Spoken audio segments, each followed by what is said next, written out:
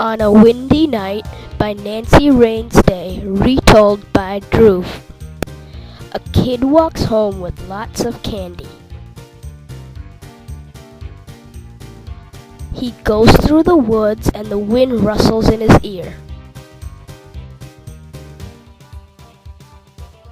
The wind blows the leaves around and the boy begins to panic. He passes through the woods and he finds real skeletons. He's running fast, he's almost there, now something's on his toe. An animal makes a sound. The clouds go and the moon shines. Will the boy feel safe and get home?